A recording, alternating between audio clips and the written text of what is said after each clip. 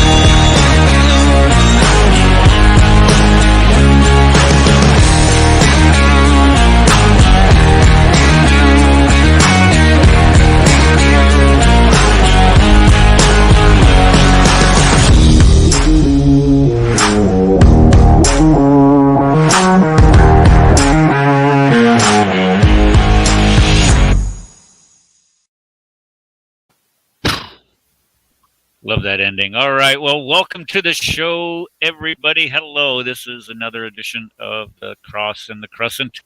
We broadcast here or live stream here on Blog Talk Radio, Global Patriot Radio Network, every Tuesday evening at 5 p.m. Central Standard Time, 2 p.m. Central Standard Time on Sundays. We're watching some type of traffic here. Thank you, John, for that. That's a real treat. And we also are live streaming to our two Facebook pages, which is Cross and Crescent Discussion Group, and the other one is Dr. Eric Smith's Facebook page. I just noticed two new features from StreamYard today. I was kind of monkeying around with it, and when I was monkeying around, that is such an Iowegian term, monkeying around. But anyway, I was monkeying around with the studio stuff, and I noticed that I can now live stream to Twitter. And after last winter and the debacle with the January 6th stuff and Twitter coming out and banning Donald Trump from Twitter forever, I got a case of the fourth point of contact with Twitter, and I deleted my Twitter account. But when I get in my news feeds every morning, I always read through the news, and a lot of it is Twitter feeds. And then they ask you to sign into Twitter, and in order to read this, and then when you don't have a Twitter account, you can't sign into Twitter. So I'll admit this. I reset my Twitter account up. It's at Eric Theckefer, the Twitter, if you ever want to go there. And I'm thinking about live streaming to there, too, to see if that engenders any type of response. And actually, it would be a great experiment to see how long it would take for me to get banned over there. Because you want to talk about a bunch of hypersensitive people full of butthurt people. That's Twitter. That's Twitter, definitely. I see we got a couple new people in the chat, guys. Trader, you went back to try. Thank you for that warm comment there, Chris, calling me a traitor. Okay, so what are we going to be talking about tonight? Tonight we're going to be talking about Jesus Christ. That should be everybody's favorite topic here, and for the most part, it really is. But one thing that we noticed that they do in Islam is they corrupt whatever is pure in the Bible. You look at the institution of marriage, corrupted. You look at, well, I'm not going to go down the list here. I don't want to make this about that. But and one thing that they do corrupt in the Bible is who Jesus is.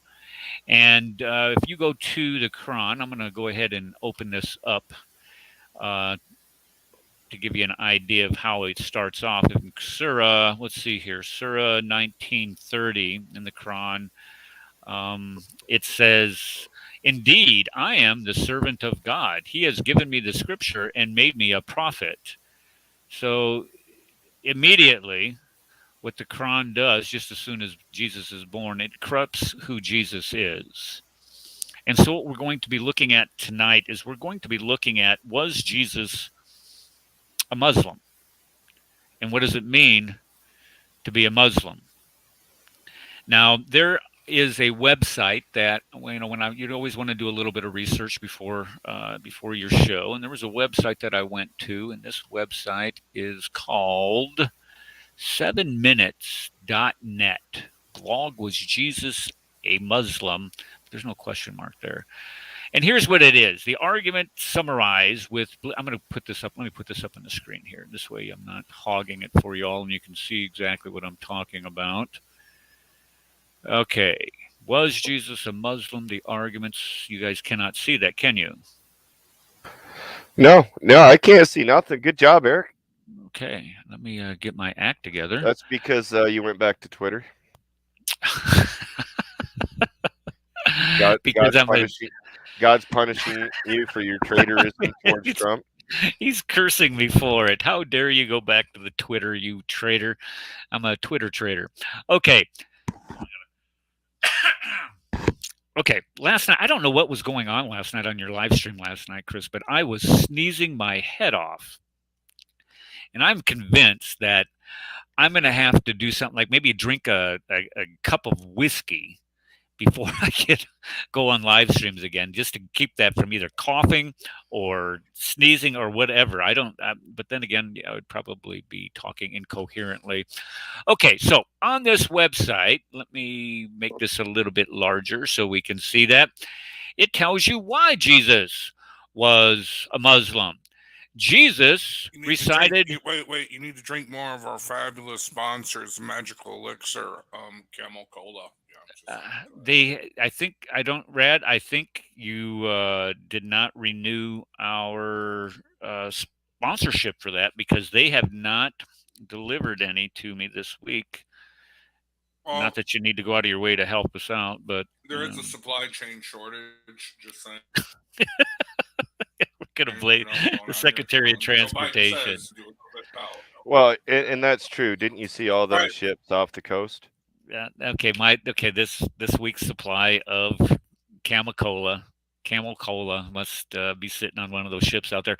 I wonder how hot it gets out there, and that heat. Just the thought of it makes you want to gag. All right, so let's look at reasons why Muslims say that Jesus was a Muslim. Jesus took the Shahada, don't you see?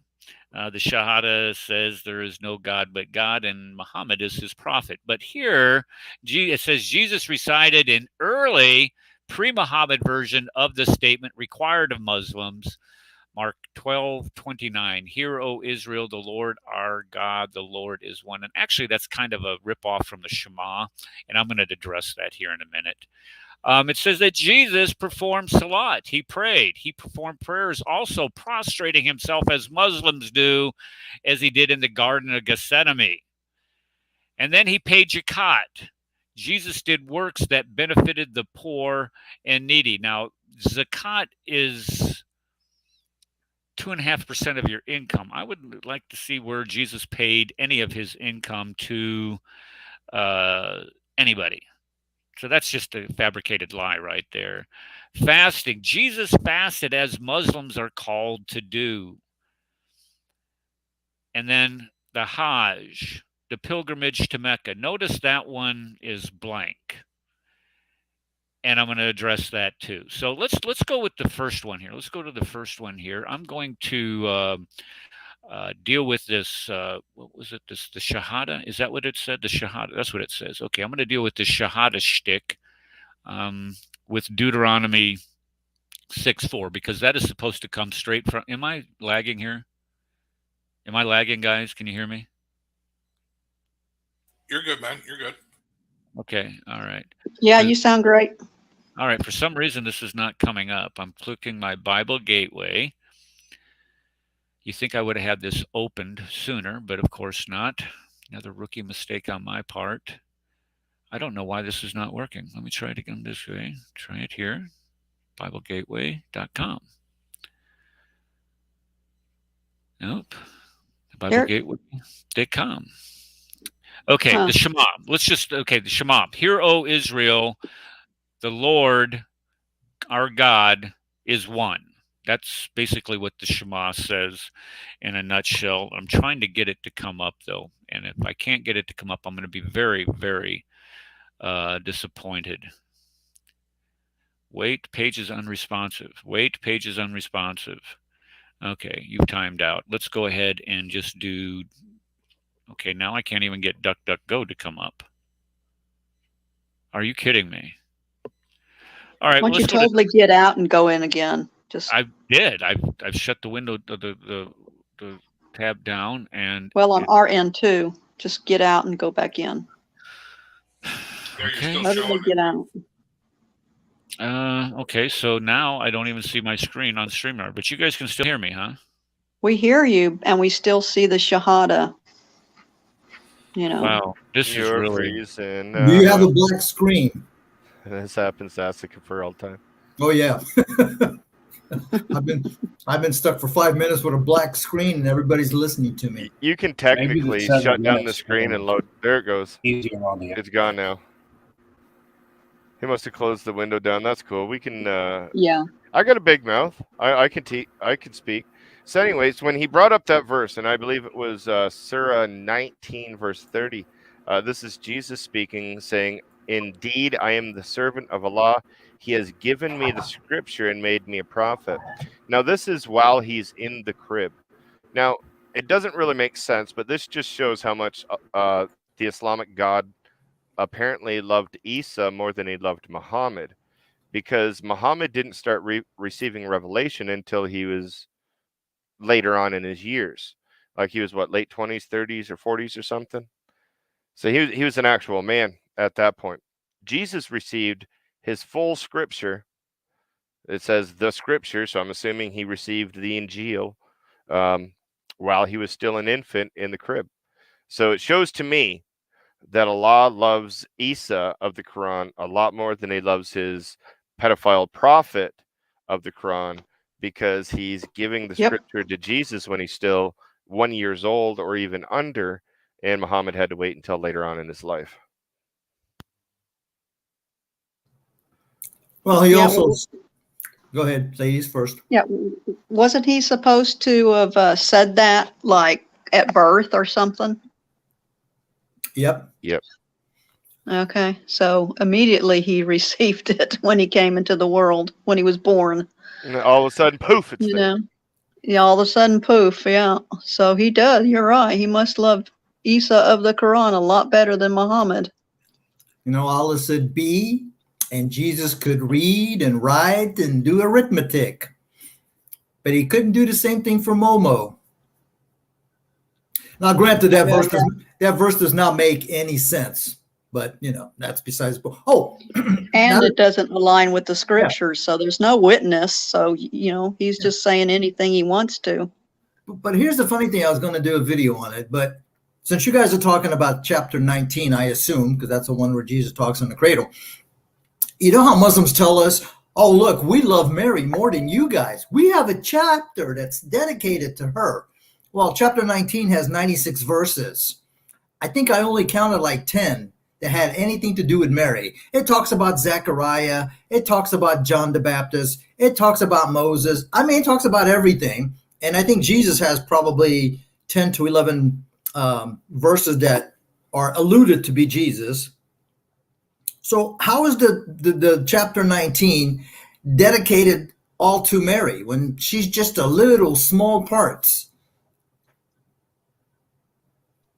Got to keep up with its lie, you know. Yep. Satan is the father of it.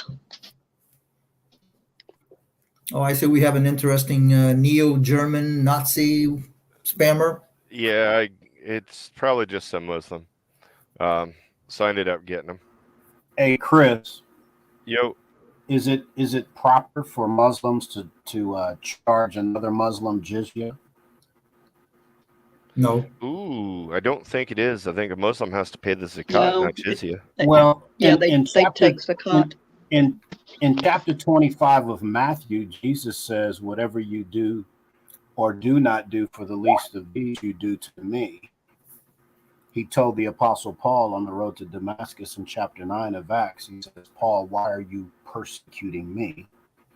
Paul was persecuting Christians, thus he was persecuting Jesus. So Indeed. whenever Muslims charge Christians a jizya, they're charging Jesus a jizya. Oh, that's a great point. And Jesus, Isa's supposed to be a Muslim, right? Exactly. So it's all about is money. it proper to charge a Muslim a jizya? Apparently it is, right? Wow, that's awesome. Well, here's one that's even funnier, but this is in a hadith. It's not in the Quran. You know how Muslims tell us that Isa is going to come back, he's going to break the cross, he's going to kill the pigs, which I have no clue why the pigs are going to get killed, but he's also going to abolish the jizya. Now, what country has jizya today?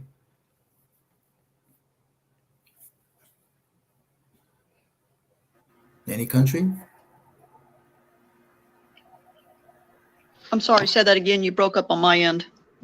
Okay. In the hadith, this is not in the Quran. There's many hadiths that say Isa's going to come back and he's going to break the cross, kill the pigs, and he's going to abolish the jizya. But how is he going to abolish something that doesn't exist and hasn't existed for, God knows how long? Does that mean that the jizya is coming back just before Isa comes so he can have something to abolish? Because, how can you abolish something that doesn't exist? Well, doesn't the jizya still exist? Aren't they having to pay jizya right now? No. Or no? No. Only when ISIS was in charge of those areas.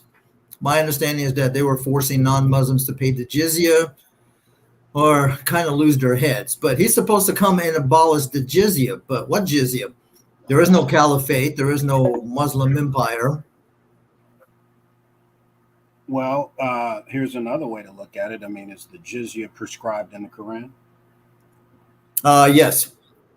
And that prescription came from Allah? Supposedly. Yes. So it has to be eternal. So that means that Isa has the ability to abrogate Allah's law. Oh, wow. But somebody, oh my goodness, he's right. Yeah, but somebody abrogated it already because there is no jizya. And here's another one. We all know that in the Quran there's muta, but it's abrogated. But abrogated by who? It's not abrogated by Allah. And I don't even think Muhammad abrogated. I think it was one of the other caliphs. Yeah, it was. It was Umar.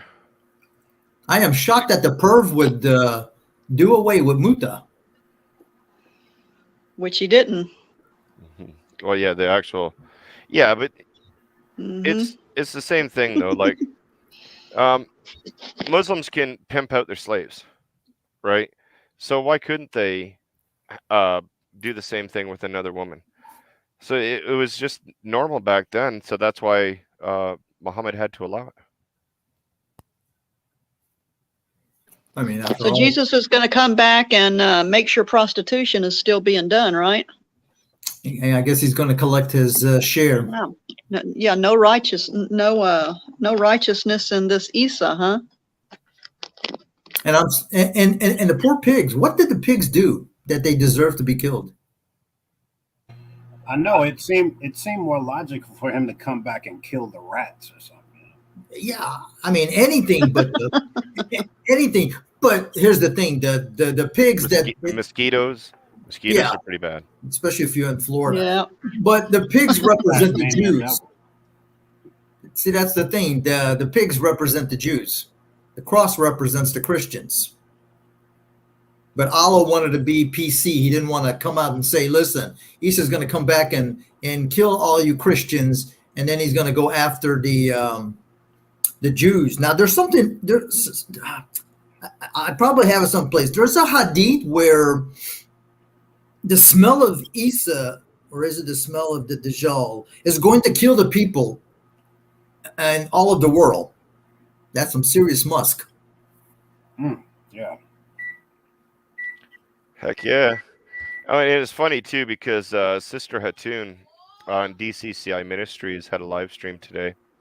And she was actually in Speaker's Corner, and she was speaking with Yahya, you know, that the big Islamic defender man. So they were talking about how if you didn't say Bismillah while you were having sex with your wife, that the shaitan would join in, and he would finish inside of your wife, and then you didn't know if the baby was going to be a jinn or if it was going to be your baby. Now, underneath, the one guy said that he didn't say Bismillah, or he must not have said Bismillah, and he said that her vagina was like a fiery furnace. Woohoo! So my question to some Muslims on that one is, we know that jinns were created from smokeless fire, correct? And this technically, when the guy described it, it was a smokeless fire, because he didn't say there was smoke coming out. He just said that there was a fiery furnace. Nothing about smoke. So it seemed like it was a smokeless fire. So to me, it almost makes sense that the shaitan can create jinn the same way Allah can create jinn. Wow. So he's a creator too. Creators. Remember you Muslim men out there, you better go and ask your dad if he said Bismillah. If he didn't, he could be a jinn. Well, here's the funny Well, one. that would make Muhammad a jinn too, because his daddy never said that, right? Exactly. Yeah. And No, everybody else. Aisha and everybody else. Hey, there he is. He's Okay, back. hi guys. Yeah, sorry. I had to completely shut everything down and reboot, and I've I was done that. listening. I was listening to you on my phone over here, or trying the best I could.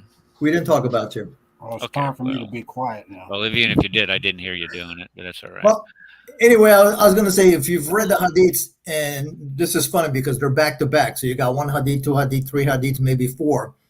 And it has to do with Solomon, where Solomon slept with all his wives. One hadith says 70, one says 90, the other one says 100. Nobody really knows. But anyway, So now, press 1. he forgot to say Bismillah, and none of his wives had a baby except one. And she had half a human. I guess that's a dwarf. It I appears don't know. you're calling back into a live show. We are reconnecting you now. I'm sorry. I'm logging back into Blog Talk Radio. I'm trying to do 5 things at once here. I apologize. It's this is a mess. You need a studio with some helpers. I need help. The help I need, you cannot give, though. I mean, I just think you need to upgrade a computer. That's all. I don't think so. Birds of a feather, man. We flock together, don't we?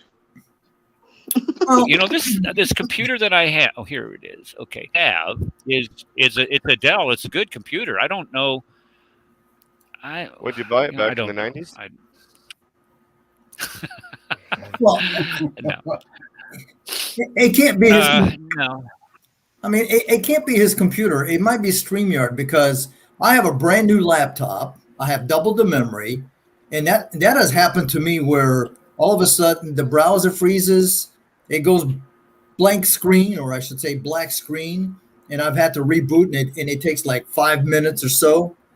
But one thing that I've noticed is Windows 10, I cannot find a browser that works without having any issues where it freezes. Well, Now, this is kind of like a recent phenomenon for me, because I've normally had some really good luck with the show. I've had some shows where I'll lag, but I always come back in. But this one, it just like I can see I'm lagging here. Right. At least does it look Yeah, like we I'm can see lagging it on at that all end on too. the screen? Yeah, you're lagging on this end too. Remember, Yes, sir. Now you're frozen Comcast, up. Verizon, a bunch of stuff. Internet was down Right. pretty much for most of the country. He didn't say all Bismillah. Oh, So they're still having a problem. here's something interesting. Did you guys see? I think it was the latest video from Jay and Al Fadi. where apparently the Bismillah didn't come until the time of Abu Malik. Like in Yeah, he changed it 691. because it didn't sound right. Well, I don't think he changed it. They never had it. If you look at the earliest, Oh, okay. the earliest manuscripts, it doesn't have the Bismillah. Wow. And the other caliphs, the other caliphs that he was talking about before this Abu Malik, who was the 5th Umayyad caliph, the 10th caliph overall, is that a lot of this stuff is kind of like around his time, where you start to see Islam being prominent. The other caliphs never mentioned the Quran, never mentioned Islam, or any, and never mentioned that they were Muslim. And you'll find early writings from Christians that'll tell you they call them everything but a Muslim. They'll call them a Haggarite, an Ishmaelite, a believer, a true believer, and I can't remember what the other one. Oh, a Hagarine or something like that. Saracen. They Saracen, don't. Yeah, Hagarine, Ishmaelite, right? They don't call them Muslim. Why? Why not? Weren't they Muslims by the time Momo died? They were supposed to be. This is why the testimony from John in Damascus is so important. Well, let's see. What am I doing here? If you read his book, Dan Janicek, where's this book? Let's see right here. This book right here, The First Apologist to the Muslims. It's amazing how this guy lived. Can you hear me? Can you guys hear me? Yes. Yeah. We can. Okay. It's amazing how over 100 years after the death of Muhammad, they still had not identified themselves as Muslims. We don't have any indication that there is a Quran. There's no indication that there's a prophet out there where John of Damascus is interacting with them. So it's really weird. Okay, here we go. All right, I'm gonna get back to what I would before I get cut off again. Let me find the right translation here. Orthodox Jewish Bible Translation. And on that website, you see that website that I put up there? Where'd it go? Can you see this? There it is. Okay, so he is citing the Shahada. Now, they're saying that Jesus was a Muslim because he cited the Shahada. And that is the Shahada, there is no God, and Muhammad is his messenger. But his was in Mark, "Hear, O Israel, the Lord our God, the Lord is one." Well, that is a derivative of the Shema, or that is the Shema. And if we, let's see, Deuteronomy 6:4. Am I right on that? Here it is. Yeah, I'm right. Okay. Yes, it is. Why am I not? Okay, I'm lagging again. Doggone it. There we go. Can you see that? Can you guys see that? No, we can't. Yeah. Okay. All right. So this is the Shema. And it's Deuteronomy 6:4. If you this is Deuteronomy. Okay, it's the Orthodox Jewish Bible. Notice what it says. It's just Shema is Israel. That is, Hear, O Israel, Adonai, which is the name of, well, is God. They don't say, you could also say, it's a euphemism. Yeah, and then you have Yeah, Elohim, instead of which saying is the proper name, and then you have Adonai Echad. So you have, how did this go? I tell you, I'm so frustrated tonight, and I apologize for that.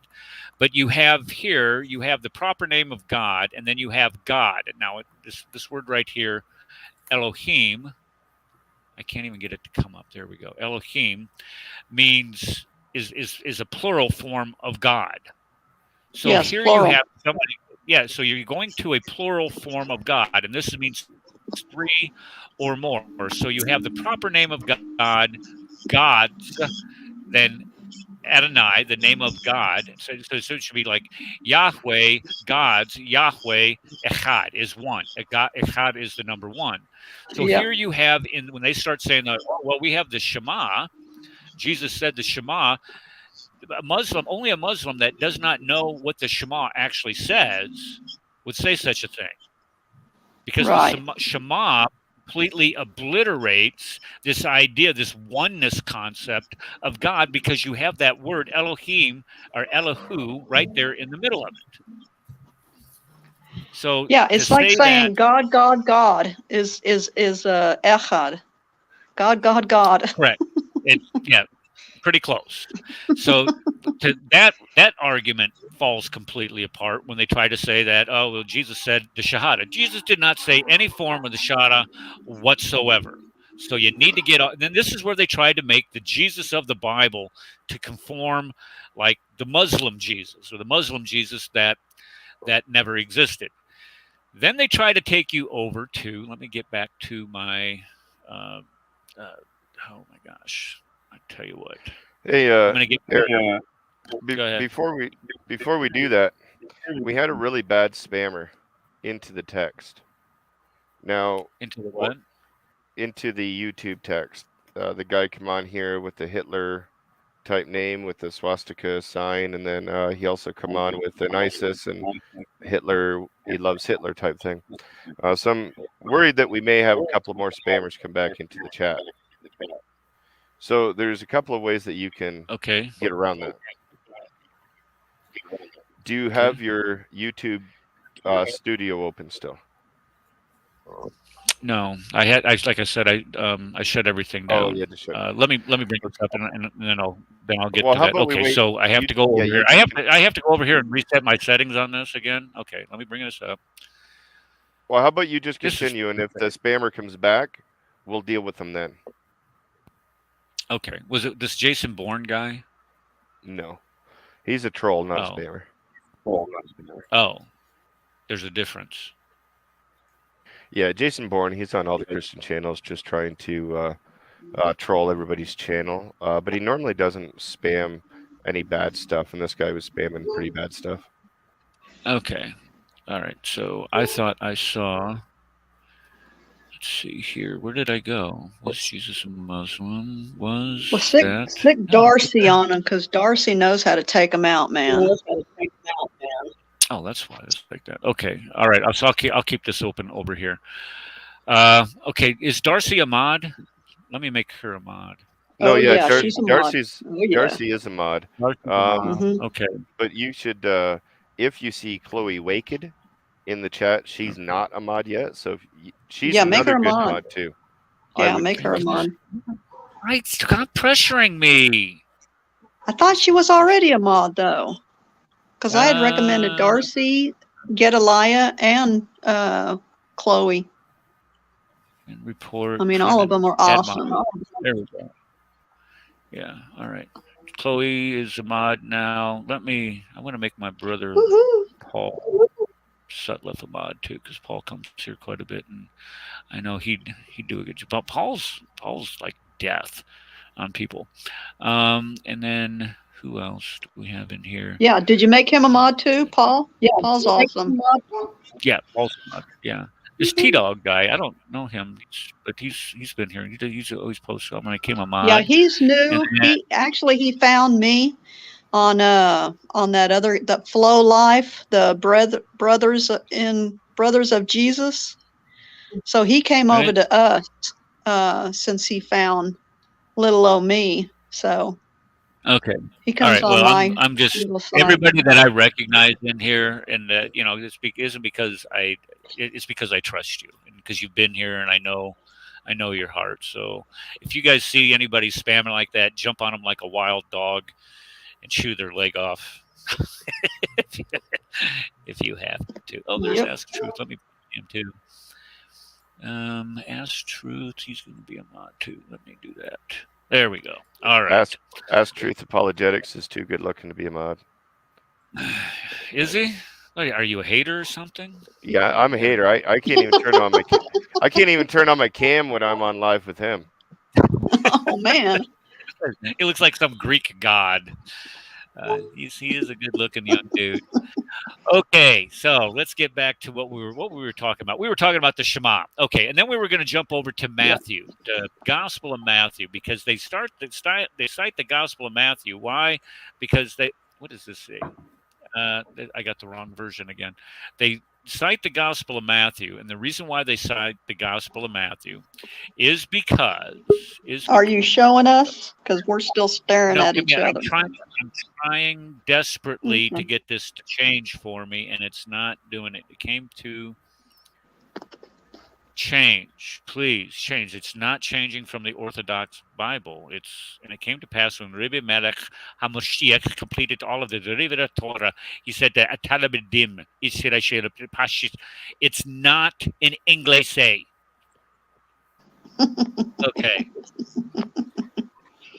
You know, Get it, Eric. you know what? I'm just going to pull up my Bible here, and I'm going to read straight out of my Bible. I always got one of these things handy. The day is not his day. It's not. You talk about the technical difficulty Hey, Eric, day from Hades.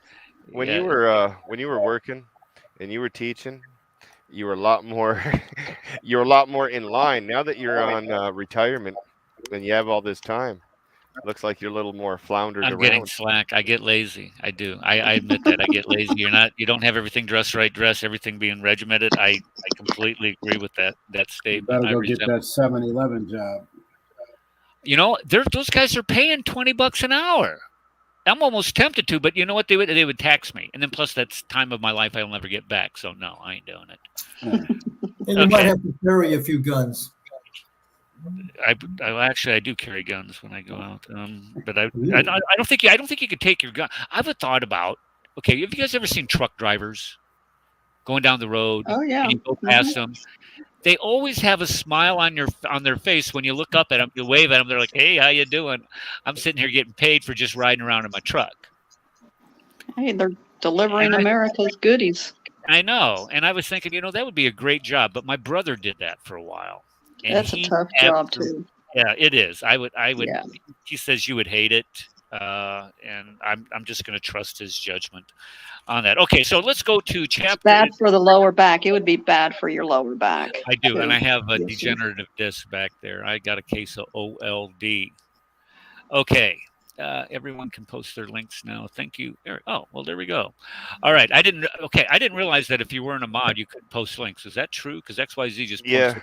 Yeah, you can post links. Well, then why didn't you guys tell me that? I would have made everybody a mod there. Hey, Eric. Whoever's not a mod can't post a link. I just wanted to let you know. Okay. Thank you, Chris. No problem. All right. I'm there for. All right. Okay. Trying to square me away. Chris, be there. Okay, so can we get to this verse? Let's get to Matthew. All right, Matthew. So they're saying, here's what he's saying I know, I get a head on top of this. Okay, so Salat, prayer. Jesus performed prayer. Look at here. Jesus performed prayers, also prostrating himself as Muslims do, e.g. in the Garden of Gethsemane. Not so much. Let's look at what he did in the Garden of Gethsemane. Let me see if I can do this one more time. I'll even settle for the ESV. Look at that. ESV, not changing. All right. Chapter 26. Are you showing us? I can't because it won't come up. Oh, okay. Verse 39. Let me go ahead and read this. This is what they want you to know. Verse 39, and it says, going a little farther, he fell with his face to the ground and prayed. So does that make Jesus a Muslim? Well, if you read what comes after it and if you read what comes before it, you would have to say no. And here's why.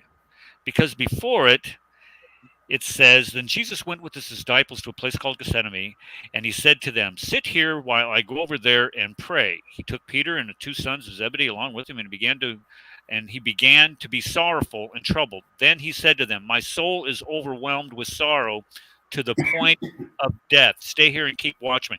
So he's agonizing here. So as he's agonizing, if you're agonizing over something with the Lord, what do? You're falling down and you're praying, Lord, dear God.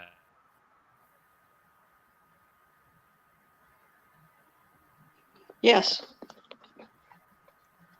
I think we lost Eric. And he's gone.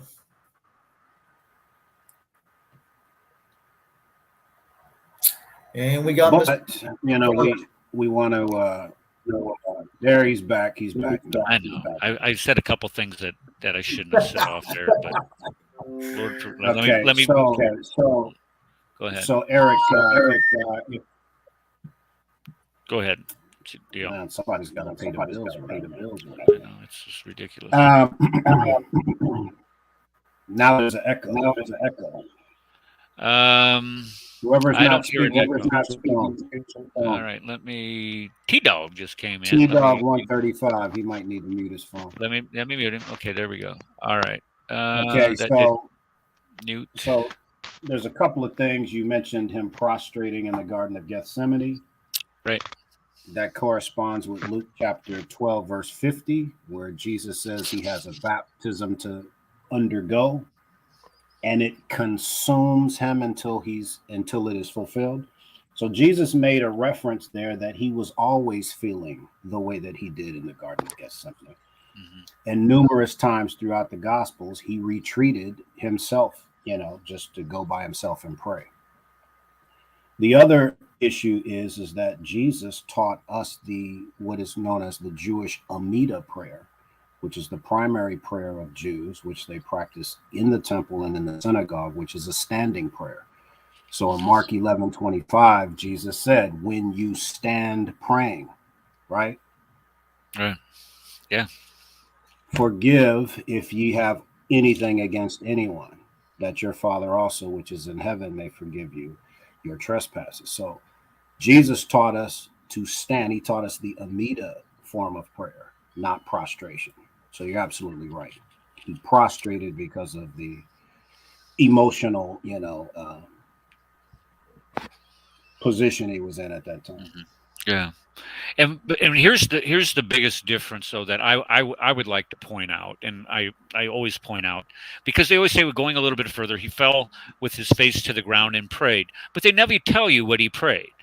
They always say, well, exactly. Because the very next word is my Father. Father. If it is my Father. No Muslim would call God their Father. Right. None. Exactly. Also, you jump over to Matthew chapter 6 and go to the Sermon on the Mount. And where you begin in, what is this, chapter, wait, what was I? I was just chapter 6. I didn't understand what you said. It sounded Hebrew to me. Avinu Shabbat Shemayim Yit Kadesh Shemcha, our Father who art in heaven. Hallowed yes, there you go. Yeah, that's fancy. Look at you. Yes. Oops. Oh, oops. Oops. Sorry. There we go. Back in the stream. Yeah, because if you go over here and it says, be careful not to practice your righteousness in front of others to be seen by them. If you do, you will have no reward from your Father in heaven. So when you give to the needy, do not do this. Okay. When you pray, verse 5, and when you pray, do not be like the hypocrites, for they love pray standing in the synagogues and on the street corner to be seen by others. Yep. There would be a whole bunch of pictures I could put up here where the Muslims go out in the street, they pray so everybody can see them. Or if you go into mosques, they do, and they're standing with one another so everybody can see them praying. But here's what he says. But when you pray, go into your room, close the door, and pray to who? Pray to your Father. Right. To your Father who is unseen. Then your Father who, okay. And then this is how you should pray. You say, okay, this is verse 9. This is how you should pray. This is Christ saying, this is how you should pray. The first two words out of his mouth, our Father, who art in heaven, hallowed be thy name, thy kingdom come. Our Father. So the first, when Jesus is teaching us how to pray. Yep. Does that sound like Salat to you? No, nothing of Islamic is there at all. Jesus isn't a pagan. And then he taught against that ostentatious type prayer where, everybody's praying publicly or 5 times a day, and so 3 times in the Quran. Well, praying towards actually they're praying towards where though? I mean, that's kind of important too. I mean, where Jews prayed towards, they prayed Yeah. towards Jerusalem. They didn't pray towards some rock down in the middle of the desert in Saudi Arabia. No, that didn't come until later. Well, what did Jesus teach us when he taught us how to pray? He said, "Our Father which art in heaven." Shabbat Yep. Shalom. So why would I be Hallelujah. facing any direction when Yahweh is in heaven? Exactly. Mhm. Exactly. It's All not right. in Mecca. Okay. No, we've already taken care of this zakat piece. And this zakat where we pay tithing, and theirs is 2.5%, ours is 10%. So that's really not applicable. It's not true. You don't see any common. Oops. Let me see here. Who's just tried to get back in? Did I kick somebody out? Sorry about that. So let's go to the next one. Swamp fasting. Jesus fasted as Muslims are called to do. Is that true? Did Jesus fast like Muslims? Absolutely not. No, he did not. He did not skip lunch. When Jesus fasted, he fasted for 40 days and for 40 nights. He didn't fast for 40 nights, or no, 40 days, and then gorged himself for 40 nights. Jesus did not fast like Muslims do. Now, do we fast? Some Christian denominations they do practice fasting. I get that. I've practiced fasting before. And I tell you what, and one of the things that I've noticed about Muslims, that is something that you have to be disciplined to do. You really do. Especially if you have a job and you have to work during the day. That is a very difficult thing. And I admire that and their ability to do that. But they're fasting for the wrong reason, because it really, and technically, if you want to get down to it, if it's during let's say that you live in Alaska and Ramadan's in the month of December, how much fasting are you going to do? The sun never changes. Right, and the sun never comes up, so you're not fasting at all. For Pete's sake, you can sit there and eat all day. No, it's no big deal. But let's say that you're a penguin down in Antarctica at the same time, where the sun is the opposite. It's sunlight 24/7. When are you supposed to eat? When are you supposed to break your fast? Well, you don't. Why? Because the sun never goes down. Or you flip-flop it. Let's say that you live in I was in Iceland a couple years ago, and we were there in August, and the sun did not go down until around midnight and came right back up at 2 a.m. So you only have like a 2-hour window there to feed your face, and the rest of the time you're it's hardcore fasting. But you flip that on its head, and let's say you're in Iceland in let's say that would be the month of February, the complete opposite. So you're only having to actually fast for 2 hours. So this idea of fasting like Muslims, Jesus fasted like Muslims, is a farce. It is a complete farce. It's a lie from the pit of hell. I got a question. How do you define fasting? Besides the fact that Jesus fasted with no water and no food, it wasn't a command. So it's not like Jesus was commanded every month at a particular period of time. He had to do it. But what is a fast? Because to me, a Muslim doesn't fast. What they do is, when I was in fitness, we call that intermittent fasting. You just shift the hours of eating, right? You have a window. Some of us have a 4-hour window. Some of them do 6, 8. It depends on the individual.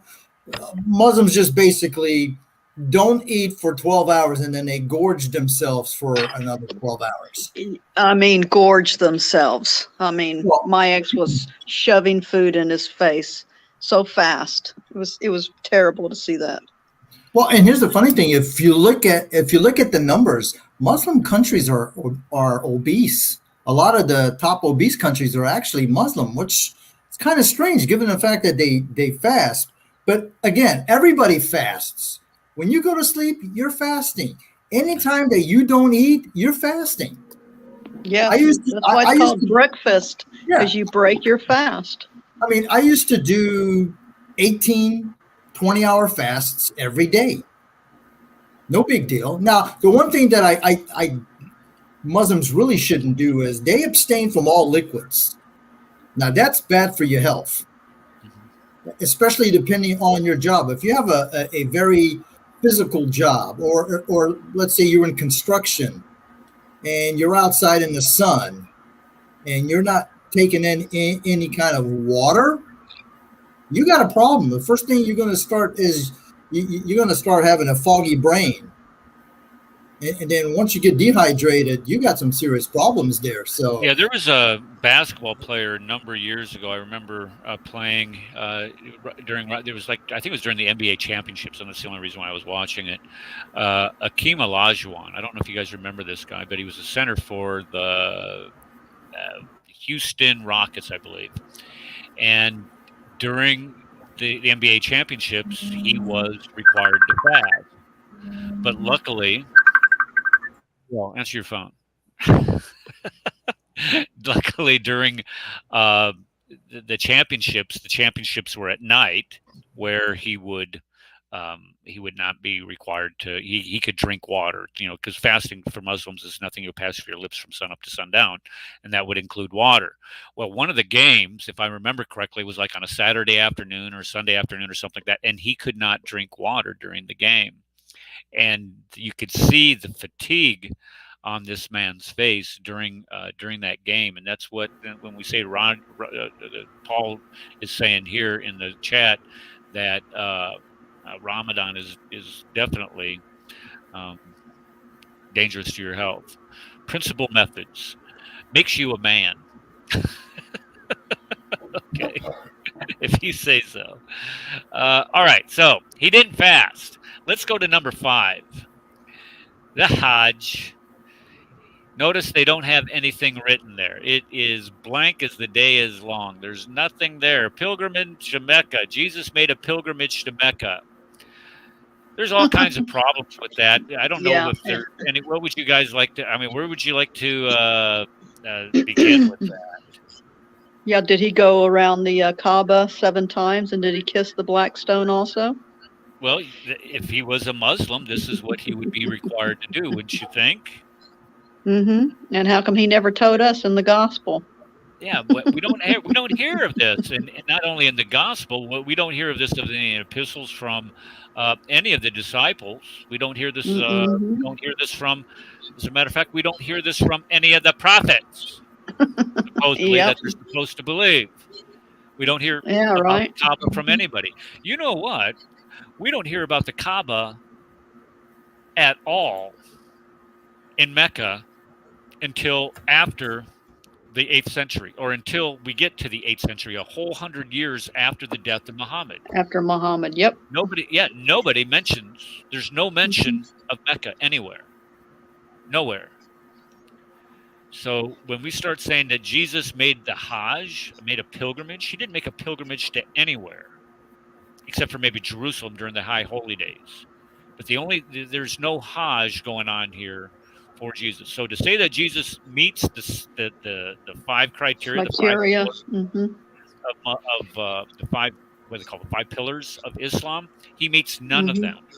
And I think we clearly demonstrated that. But let me give you some other reasons why Jesus was not a Muslim.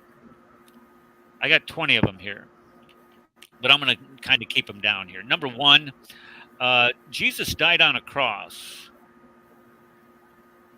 Do Muslims believe that Jesus died on a cross? No, sir. No. If you are a Muslim, you go to 4:157. It says that Jesus did not die. He did not die. He was not crucified. They crucified him not.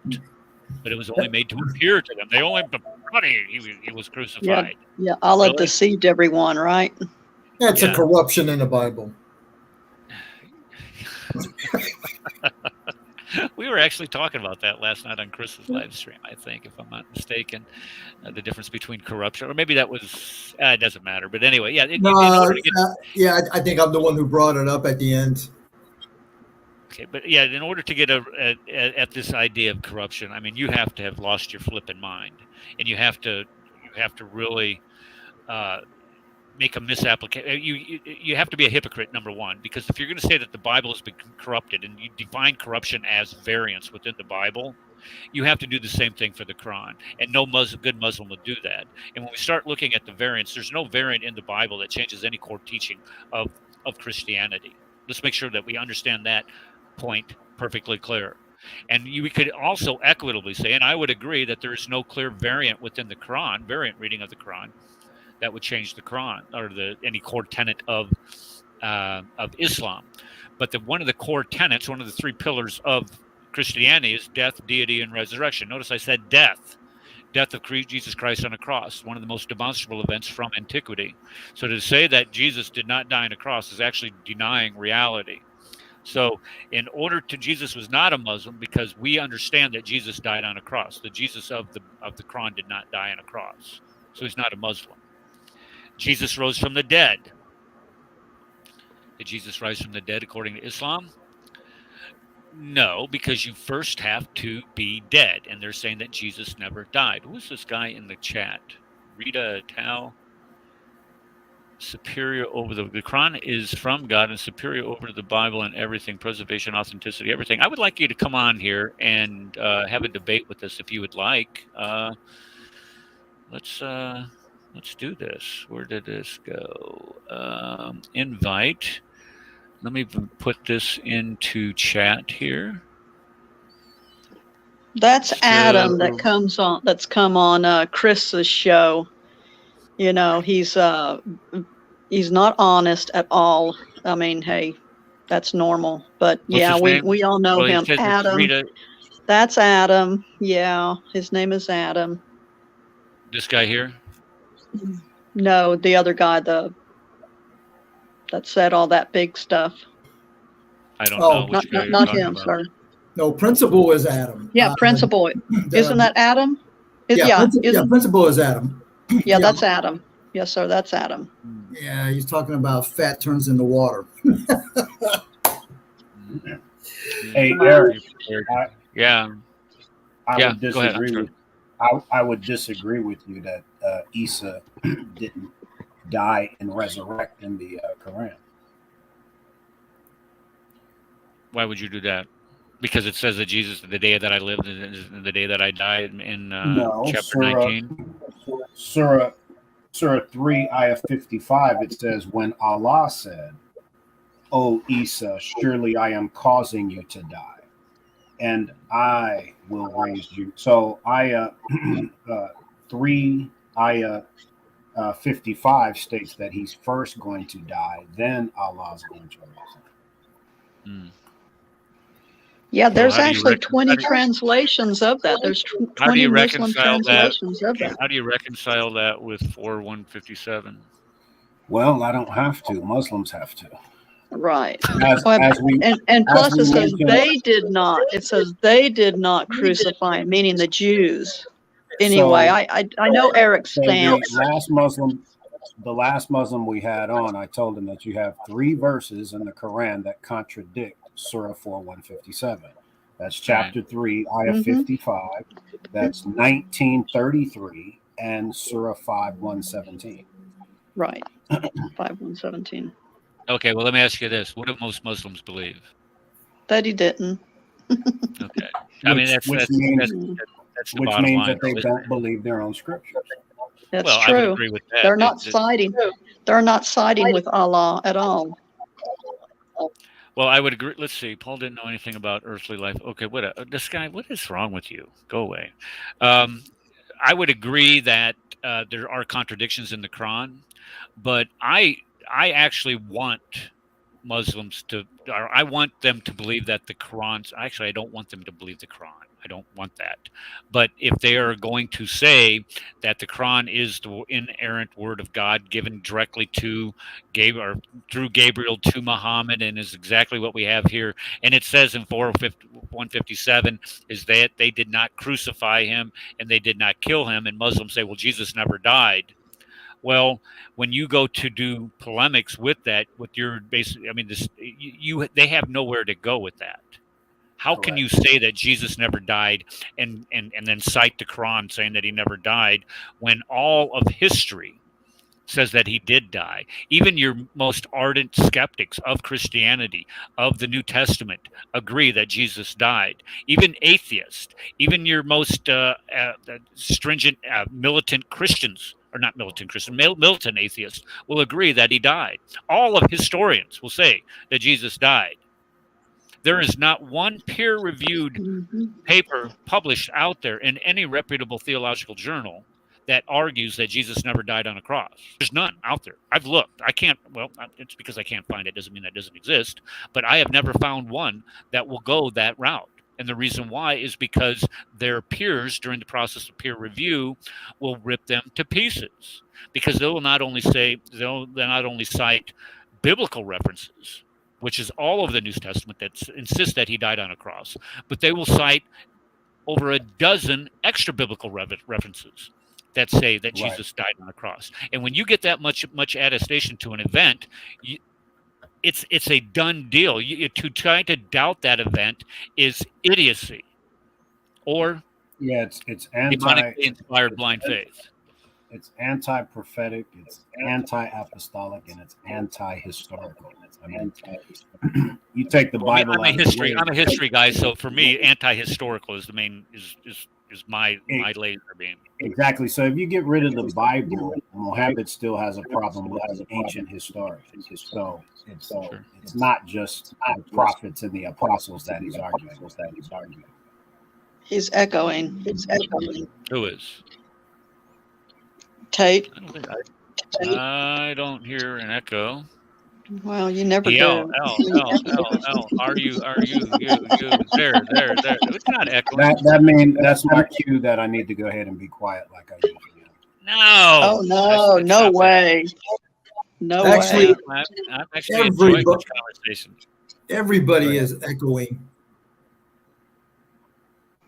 Then everybody needs to be quiet. Let me.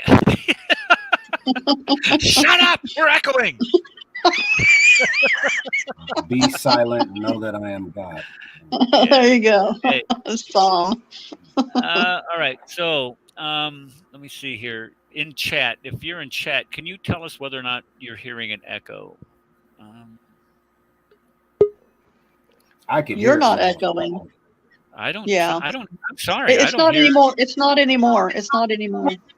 I don't hear an the echo. best way to fix it is if you're not talking, mute your phone.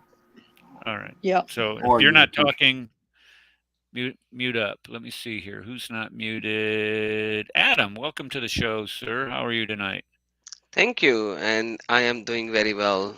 And You're your echoing. shows- I'm not echoing. No, you're not. Oh, I'm he's just kidding. not. I don't hear an echo from you. DL's the only one that's heard an echo out there. You're sounding what we call Lima Charlie today. I So have what's no idea what's who the that new is. Lima Charlie? Loud and clear. Little military lingo. Sorry. Oh. I spent too much time in the army. Good Okay, show so with what's- Usama Doc, brother Adam. Oh, thank Oh yes, you. indeed. Yeah, I watched that last night. Way to go. Osama's just Y'all, like a y'all were rock. getting on my nerves though when you kept speaking in that Arabic language, man. I didn't have a translator, so. Oh, I'm sorry about that, but like we tried to translate everything that we stated over there. We tried our best. Okay, let me just address Paul here in chat. Yeah, Paul, you can go ahead and jump on here anytime you want, brother. Okay, Adam, did you come on just to say hi? Sufficient Or did you- report. once Yeah, you I go. saw your title and I was listening to your conversation and it sounded so good. And I want to say all prophets were Muslim brothers. Yes, Please. and They were all we've Muslim. we've established that. We've all established the fact that they all made Hajj. We actually have physical written evidence for that. It took us about 6.5 seconds to go through all of it because it doesn't exist, but we've established the fact that they have made Hajj. MashaAllah. See, now you are a proper Islamic Muslim. And I feel much. Relieved, right? Muslimic, huh? I need. Where's that Camacola? Doggone it! I was gonna have some of that in order to cure that.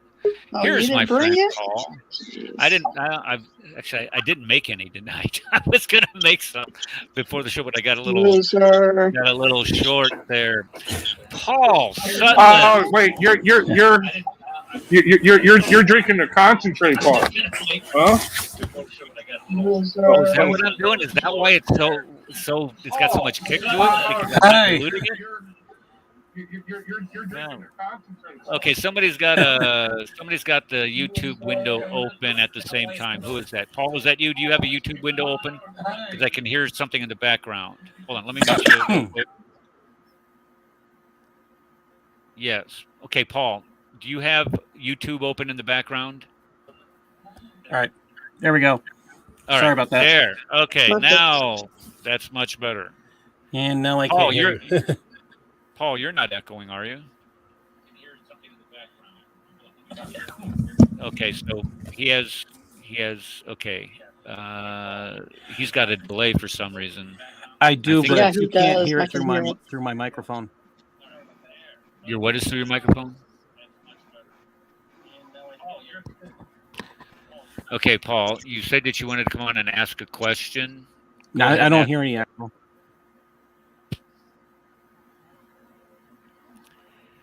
Okay, this is why we've had. I don't know. I think if we have any other show that we've had more technical difficulties than tonight. Hold on. Paul, you are listening to us from YouTube. I think you need to stay on. I'm gonna StreamYard. reconnect. All right, stay thank you, on the Paul. StreamYard. All right, go ahead, Adam. Yeah, no. You already said I was talking to Paul to tell him that he needs to stay on the StreamYard. But yeah, thank you, and you are doing an awesome job. But what's your evidence that Isa was not a Muslim? Well, he never took the Shahada. He doesn't have to. Did Muhammad took the Shahada in Quran? Oh, that's a great point. No, I guess not. But in order to be a Muslim, don't you have to make a profession of faith? Do you? So, my question is, does Islam have anything close to a personal God? Nope. No. The highest relationship that you can have with God in Islam is one is when we think of our relationship. Hold on, let me mute you, Paul, because it's going to be coming in here in the background. The highest relationship you can have with for us is, of course, is a personal relationship with God through Jesus Christ. In Islam, the highest relationship that you can have is a slave to master relationship. I hope that helps, Paul. I just unmuted you. I can't hear anything if I. Oh, let me unmute this. We can hear you. Can you hear us? Yeah, now I can. Oh, there we go. All right. So my question is, does Islam have a personal God? Because my understanding is if you got to sit there and pray in front of everybody and slam your head on the ground a few hundred times a day, and you have to pray in a certain way, when do you have the time to talk to a God personally? Because I have yet to meet a Muslim who has talked to God personally. Every Muslim talks to God personally. That's not a problem. But the prayer level of the prayer is a different thing. That's farad prayers, the compulsory prayers, in which you have to slam your head to the floor as well, yes, and do some exercise. The personality level of godhood in Islam is not there, but they have a slave to master relationship. So you have to be obedient to your God as a slave has to be obedient to his master. So God in Islam is a master and you are the slaves of that master, and otherwise the master will punish you from each and every type of punishment and you will not be able to have any say in it. I have a question about that. Go ahead, Paul. But I do have a question. Go ahead. I'll listen. Well, no, my question is, okay, so, during these prayers, these obligatory prayers that you have to make every day, that's five times, got to pray 5 times a day. And as you're doing these prayers, you have to recite certain words. Correct me if I'm wrong. You have to recite certain words. How much of those prayers are, after you all said and done, of banging your head on the ground, hamada, going back and forth, and all this, that, and the other, is that a personal, heartfelt prayer to God, where you petition, raise your petition to God? So there are specific type of prayers that you can recite other than the normal things that you say in the namaz or the salat. that you can do in the ruku and in the sajud. Sajud is when your head is on the floor. Ruku is when your hands are on your knees and you're bended down. There are like usually normal Muslimin just know that they have to say Subhana Rabbiyal Azim 3 times in the ruku and Subhana Rabbiyal Ala 3 times in the sajud. But at the same time, if we read the extensive study, you will realize that in the sajud and the ruku, you have certain other kind of prayers which are prayed by Muhammad, and you can also pray those prayers at those particular time. Also, in the witr, which is after the isha, the late night prayer, the third rakah, when you take your hands to the ear and then do a dua kanut, at that particular location you can do certain other type of prayers as well, but they are also in Arabic and they are there. Some scholars say that at that time you can actually pray some of your own personal duas as well, but that's a very little number of scholars who agree to that.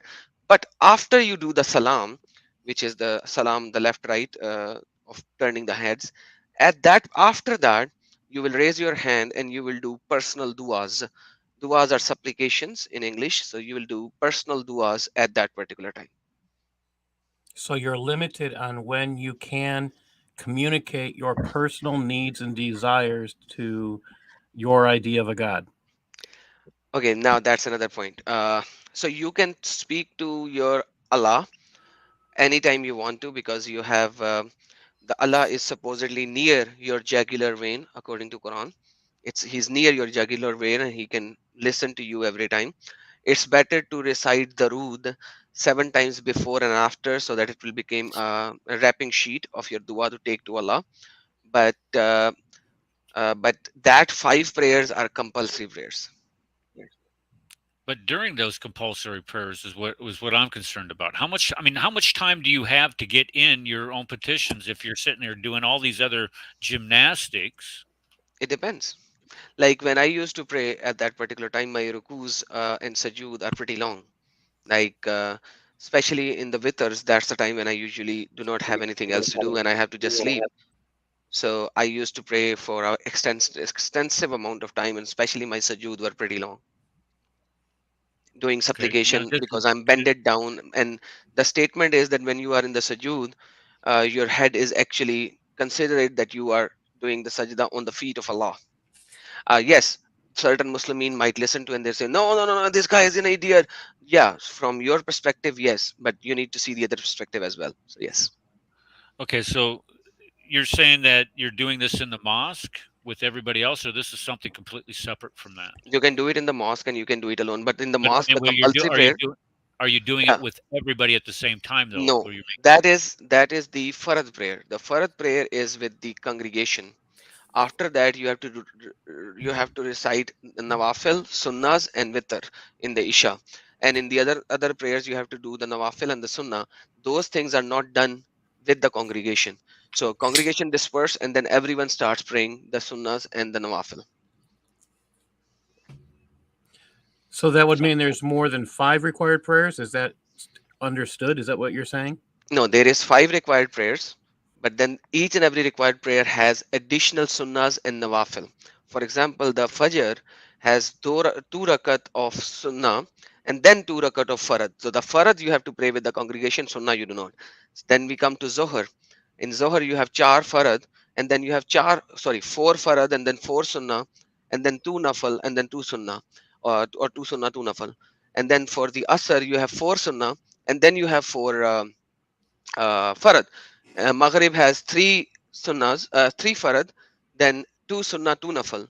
And then Isha is the longest one because the total rakas goes to 21.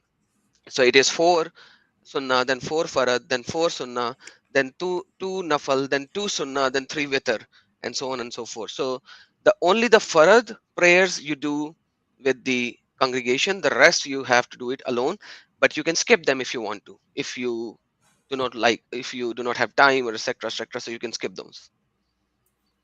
So you don't have to communicate personally. You do not have to. Yep, absolutely. You do not have to. So out of curiosity, sorry. I'm asking a wild question out there. How many, out of the Muslims that you know, how many understand that you can have a personal relationship with your God? Okay, now the word, you are coming from a Christian background. That kind Yes. of personal relationship is not there. Please do not mix that personal. Well, that's my point. Yeah, please do not mix that. When I say Yeah. personal, this is personal supplication. So it is different than the relationship that you have with the God. So please do not mix that. That's point number one. Okay. The only best relationship is a slave to master. So when I'm saying my personal petitions, it is my personal petitions that I'm placing to my master, and then it is the master's desire whether he wants to accept it or not. Number one. Number two, even when I'm doing my farad prayer, right after the farad prayer, which is the congregational farad prayer, the first supplication, the first dua that I do to my Allah is, oh Allah, please accept this farad prayer and do not throw it back on my face. So when you, even the supplication that you have to do, the farad prayer that you have to do with the congregation, you do not know whether Allah has accepted it or he has kicked it back to your face.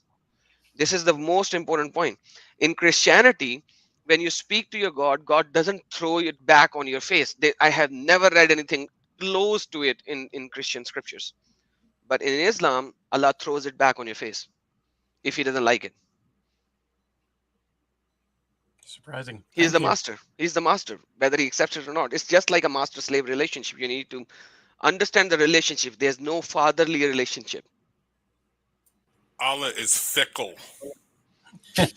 I have no idea what that means. That means, yeah, somebody explain it to him because I don't know what it means. It's okay. I Fickle. like it. Okay, Fickle he's is very, either or. He could give it to you or not give it to you. It's up to very It's him. his He's fickle. choice. fickle. It's his choice. He You know, he, it's he either picks and or. chooses. Fickle Yeah. means you pick and choose. Yeah. Exactly. He's the master, man. The master is master. Think of it as a master of a slave, and then you will Okay. have all the answers. All right, can I go through the rest of this list here of why Jesus wasn't a Muslim? Because I got 20 reasons I'm gonna here. say goodbye, but I'm gonna enjoy listening. Thank you. No, Paul, stay. You can hang out if you want, Oh, brother. okay. I mean, you don't have to go anywhere. I'm gonna mute myself for a while then. Okay. All right. So we've gotten done with the Shahada shtick. We've gotten done with it here. He kicked himself out. There we go. We've gotten done with the shtick about Jesus calling God his father and Muslims not being allowed to do that. We've talked about he never bowed to Mecca because Mecca didn't exist in the first century. And if Mecca did exist in the first century, I would really like to see some evidence for that. Any type of archaeological evidence, physical evidence, manuscript evidence, anything. A rock inscription saying, hey, here's an arrow, Mecca this way, dated, whatever. You don't need it, brother. What do you mean? You You need a don't need it? Muslim. You need a Muslim to. You need a Muslim to refute these points. Okay. Yeah, like I said, you said Shahada. I said Muhammad never said Shahada. Did he? Right. No, he didn't. Well, yes, he did in a way. He said, "I bear witness, there's no God but God." Didn't Where? I don't know. I would assume that he said that someplace. Not in Is- the don't we Quran. find- okay, do we find that in the Hadith? I don't think so. Then why do they say the Shahada? Because it is commanded to Muhammad. That is Sahih Bukhari, chapter of Iman. I'm getting an echo from you, Eric. Sahih Bukhari, chapter of Iman, chapter of faith, book number 8, and it says that I have been commanded to fight with everyone until they say the Shahada. So when did Muhammad say the Shahada? I don't know. I guess he didn't. Until everyone Okay. has said, okay, I've been commanded to fight until everyone says that there is no God but God, and I am his prophet. He's never said that. There you go, brother. If you can show my screen.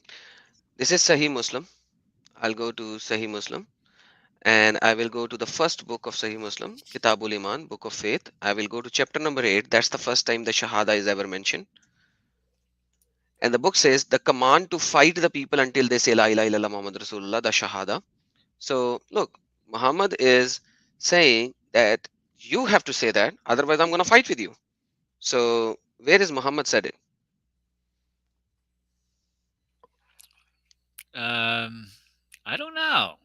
I've been commanded to fight people until they testify that there is no God but Allah and believe in me that I am. That sounds a little self-serving to me. Thank you so very much. So, like now, Muhammad, how can Muhammad take the Shahada when he is the prophet, where he has to say, "I am the messenger of Allah"? I don't So know. how can he take that Shahada? But I mean, if you're okay, but I was just using the 5 pillars of Islam to demonstrate that if you're going to be a Muslim, this is the thing that people always say that everybody's born a Muslim, and my argument is no, you're not. Not everybody's born a Muslim. Nobody's born a Muslim. Everybody's born not in obedience to God, but they're born in rebellion to God. So to say that Jesus was a Muslim or to say that everybody is a Muslim is certainly a lie. But when you get into the Shahada, you say, because if you say, well, being a Muslim only admits that there's only one that submits his will to God. Well, Yeah, and okay, Quran fine. says, Then I would be a Muslim then, because I do submit my will to God, or I do the best that I can anyway to submit my will to God. So does that make me a Muslim? so No. everyone is born on the fitra of Islam. Okay, that's Quran. So everyone is born on that, and then again you are bringing Christian belief system in it by essence of Islamic belief system. When the Adam did the sin, Allah said in Quran chapter number 7, He just simply said, no, it's not Adam, it's the Satan who deceived him. So Satan is the culprit, not the Adam and Eve. Yet Allah threw them out of the heaven. Separate discussion for another day. Every human being is born on the fitra of Islam, and hence their parents make them believe whatever they believe, but they were born in the fitra of Islam. So Islam means submission to Allah, the one who submits to the one true divine God, All right, then I'm a Allah. Muslim. I'm a Muslim then, right? But then your parents made you become a Christian, mushrik. No, they didn't. I decided Yeah. to become a Christian. How have you been talking to my dad? No. I can also tell you that, well, never mind. No, that's not true. Okay, Trinity, I saw Trinity Matrix in the chat. I messaged you there in the chat. Go ahead and shoot me an email, ericthekefer@gmail, with what you had said. I'm sorry, I'm trying to multitask here, and I'm not, as you can obviously see, that I'm not good at multitasking. Okay, how about the shtick that Jesus never bowed towards Mecca? Is that true? Do all Muslims bow towards Mecca? Did Muslims prior to Christ bow towards Mecca? Did Muhammad, prior to half of his revelation, bow to Mecca? No. No, he bowed to Jerusalem. Exactly. So that's where Jesus bowed down. Okay, so Jesus didn't have to bow to Mecca, huh? Yeah, he didn't have to, because back in those days it was the Jerusalem temple. And that's what Muhammad bowed down to. And then Umar said, let's change the Qibla. And then made it to Kaaba. So why do you think, otherwise? Well, I think otherwise, because all of the earliest Qiblas don't face Mecca. Exactly.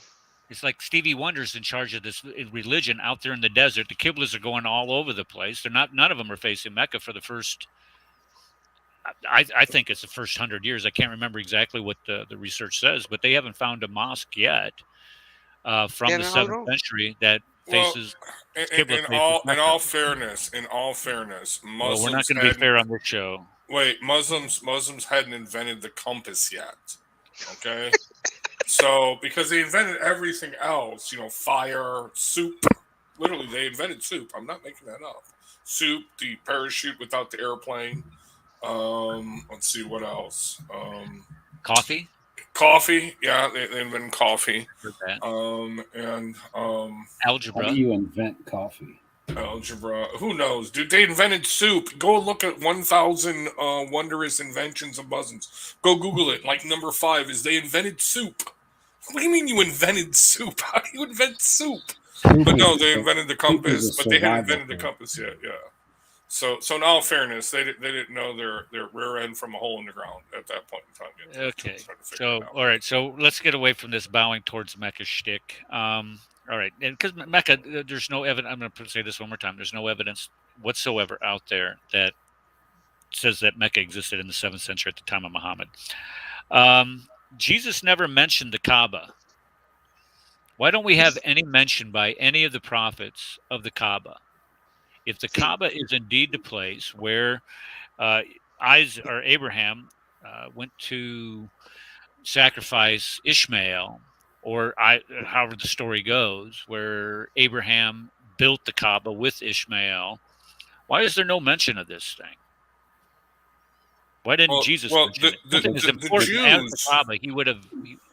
It was the Jews. They took it all out. Don't you understand that? They took all that out of the Torah and the Gospels. The Jews. That's right. That Kaaba, we got to cross that one, get that one out of there. Enemies of Muhammad. Yes, they knew he was coming. These pious religious Jews knew Muhammad was coming, so they had to erase him from their holy books. Why that makes sense, I have no idea. But okay. Chapter 28 of Genesis is detrimental to that Islamic view. Please do explain. You guys can read it on your own time. Eric's got a long list. Okay, well, Eric would like to bring it up on his computer, but I'm still stuck on this Jewish version of the Bible on Bible Gateway. All right, well, let me just give you an overview. Me here. Chapter 28. I pressed the wrong button. All I had to do was press the. All right, never mind. I'm an idiot. Go ahead. Oh, you can bring it up? Yeah, evidently. I can bring it up in my own language now too. What is this gesture?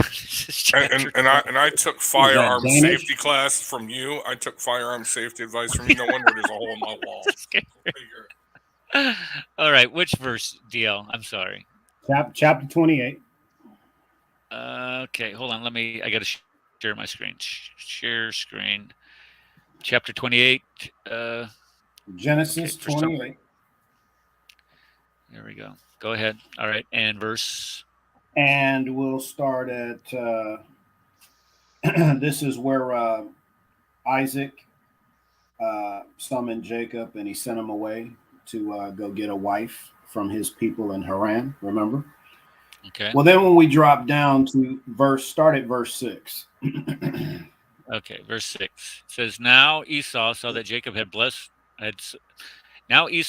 Isaac had blessed Jacob and sent him away to Paddan Aram to take a wife from there, and that he was blessed, and that he blessed him, he directed him, You must not take a wife from the Canaanite women.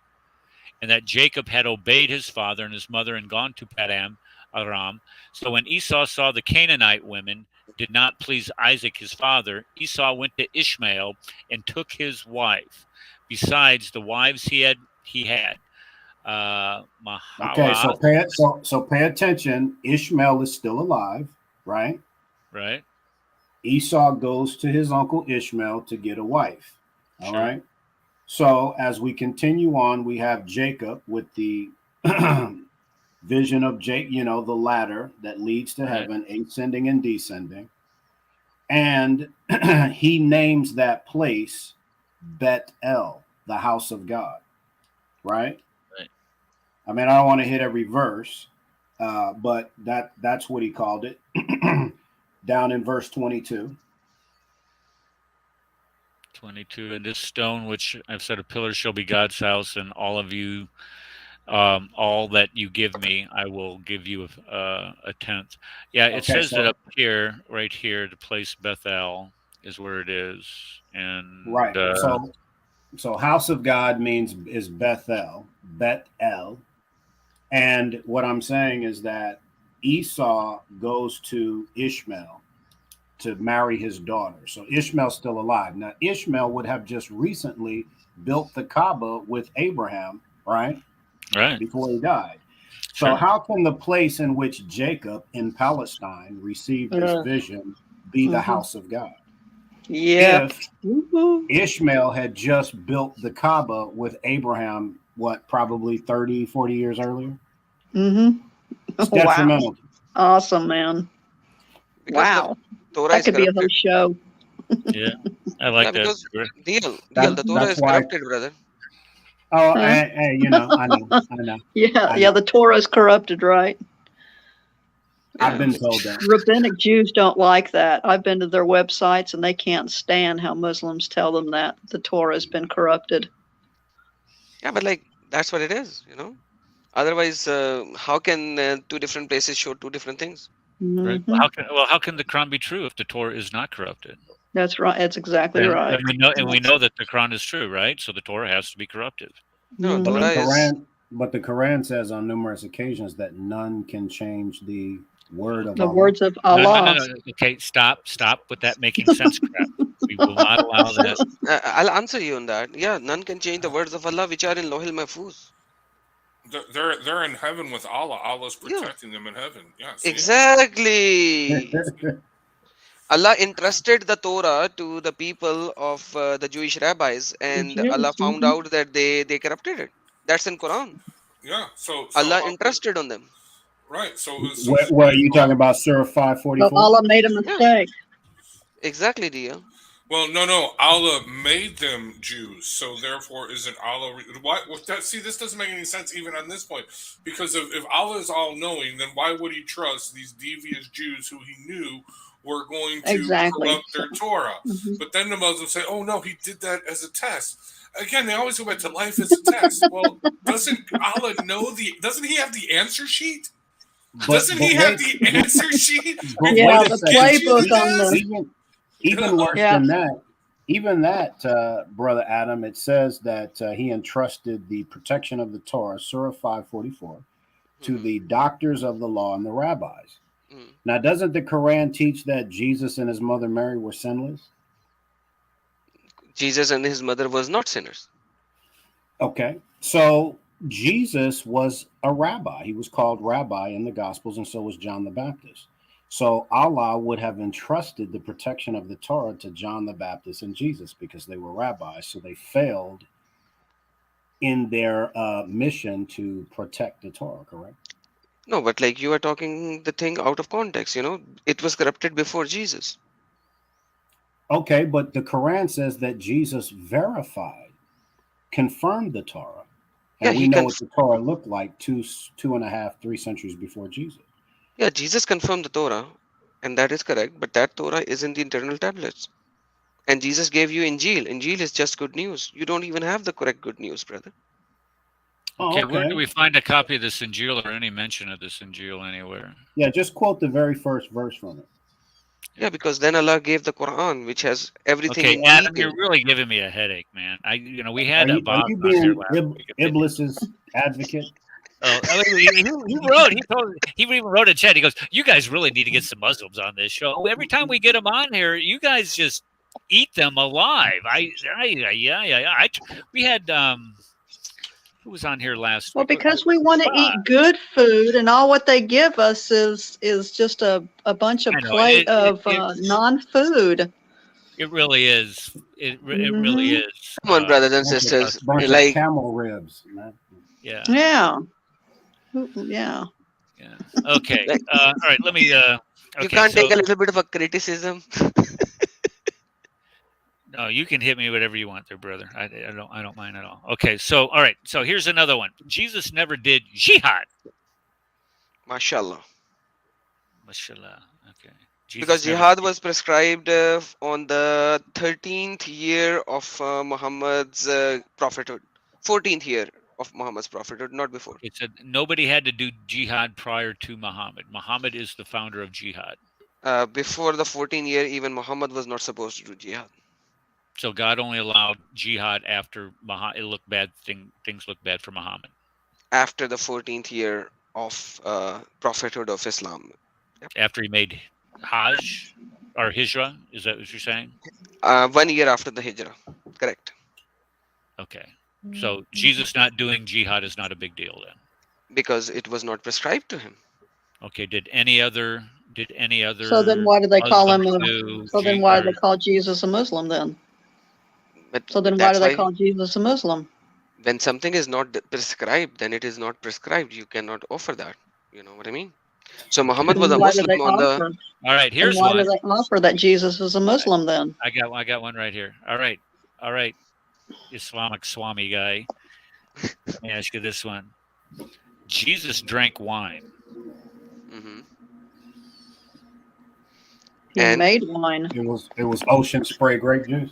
And so basically, if you look at Quran, there were people who were drinking wine, and even Ali, once upon a time, he drank so much wine that he was not able to offer prayer properly, and he said something wrong in the prayer. So then Allah said, "Do not drink wine when you are going for prayer. Otherwise, you can still drink." Wine was only disallowed at the last 2 years of the prophethood of Islam. Before that, it was allowed. So drinking wine at the time of Jesus was not a problem.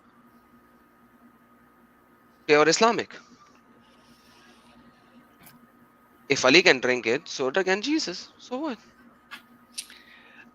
Let's see here.